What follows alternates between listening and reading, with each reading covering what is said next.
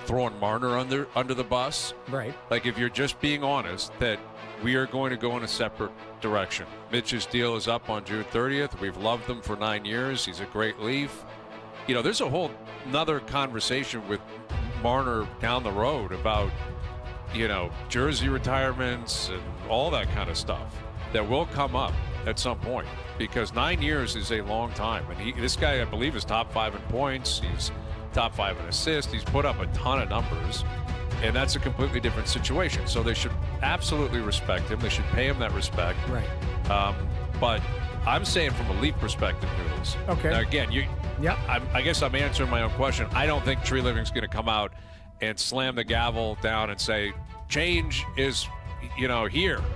Right. And it's over. And I don't think he'll do that, because that's not in his nature, and I don't think that's in the nature of most GMs. But that's very different than we better keep our cards on the table. Like, what are you keeping your cards on the table for? Either you're going to make the massive change and rip the Band-Aid off, or you're not.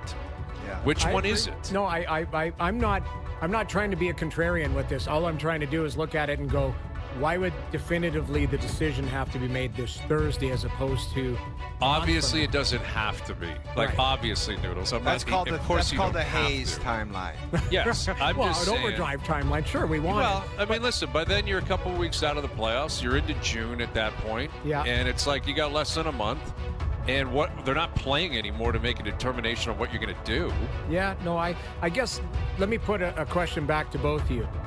Is change one or both of them gone? And I'm talking Mitch Marner and John Tavares. So what if we're not resigning John Tavares, regardless, if he wants to play for $12? That Noodles, would, I you think, know be a where I significant stand change. on this. You know where I stand on I this. understand. And I continually have people, I'm not kidding, harassed. No, you're not. Do we need security for you? We need Guys, security. it's not funny. I'm being harassed by bots and burner accounts. Uh-oh. And Okay. they think I have something personal, and it's almost like do these people think that I'm stupid? Like, do they think I don't talk to any other people around the league? Where I get comments like, if they bring those guys back as a unit and think they're going to win and anything's going to change, they're absolute. Like, I don't need to get into who I know and who I talk to, but I almost look at it as like an analyst perspective, where I dread if they run it back, if they actually had the balls to run it back, and me sitting on that desk and sitting with you guys saying, yeah, they just couldn't find a way to get it done and score a big goal and look different and be different and get different results. That to me would be absolutely bananas if I had to do that. Wow. Like, it would be but bananas. It's almost like, I know what's going to happen, but if you want to go ahead and do it and dump a bunch of money into it and then have us all at the end of the season put our hands up and say, wow, they just couldn't find a way to get it done, then we have a job to do. Well, I'll go ahead and do it, but I know what's coming. It's not 0% that's going to happen. I don't think it's 0%. So you don't think it's zero? Okay, quick around the table. You are running those burner accounts. No, I'm not. Quick around the table. I harass you in your face. You guys do, exactly. I It's let you know face-to-face it's harassment. Is it, so Hayes, you're obviously, it's not 0% that the core four is coming back. No, I would say the reverse of that it's 100%, that it's not being 100%. broken up. Like, Yeah. if the mini Jerry's is, Yeah. you know, that it's being broken up. Like, someone's going. You know, I'm trying to figure out how I would calculate that, but I don't think it's a foregone conclusion. I've learned too much from this franchise, from the way that they operate, and from the players. You know, like, there's also like, the Tavares element is a very different conversation. John has been very forthright. He's on the record, wants to stay. He's hoping to work it out. Right. All of our insiders continue to suggest that may happen in the next, week or two. Let me just and I don't hate John. I know Tavares that. I'm either. just your opinion is different from what could happen, though. That's the point.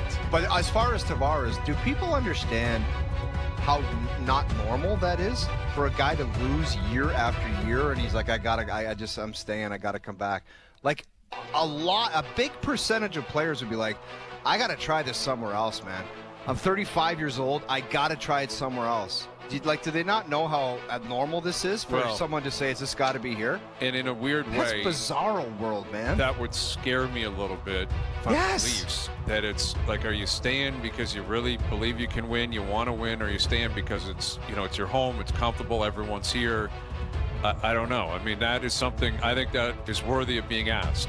I don't think that is a question that Brad Treliving, if he were to ask, would be, again, uncalled for.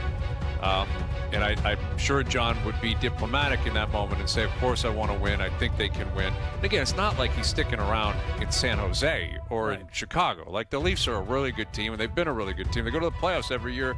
He's been a Maple Leaf. He's never seen what pain is like to be a Maple Leaf. None of these guys have. That's kind of the amazing thing.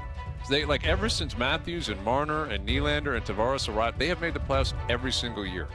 Yes, it hasn't gone well for them for the most part since when they get there, but every year it's been a great ride. Regular season, being a Maple Leaf, there's nothing better than that. Yeah. Paid a fortune, treated like gods, biggest hockey market in the world. Every game matters, packed house. Yeah. What a life. It's a great life. But that's the question. If you're Treliving, how much can you stomach the change, the uncertainty, what could come with that, who's available, who you think you can get, who you can trade for, who you can sign, who you can develop, all that kind of stuff. And that's, I'm sure, what Treliving and Pelly are talking about the last couple of days. But I don't know. I've been saying this since it came to an end. I think safe money's on change. I think safe money's on maybe Marner leaving, and that's right. That's probably safe money. That's probably the right bet. But I've been down this road too many times with this team and with these players when everything is a negotiation. Everything is. And this could be two in the end. The dust is settled and people are back on the golf course and up in Muskoka and having a good time.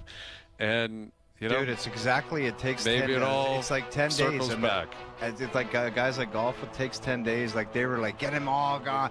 And then 10 days later, you tee it up and it's like, it's like something, it's a spell. Men in Black, man. Yeah, it's like they get hit with the Men in Black and they're like, run it back. Let's run it back. And then they all start nodding their heads and they're like, run it back. Run it back. That is the definition of insanity. Yes. Like, we've got enough data now. I'm the other way too. I don't think, like, the way that Mitch Marner's body language and the way that he was speaking in his media, I know he was very careful, but that sounded like a guy who felt like he played his last game as a Maple Leaf. Like, he talked about his time in Toronto.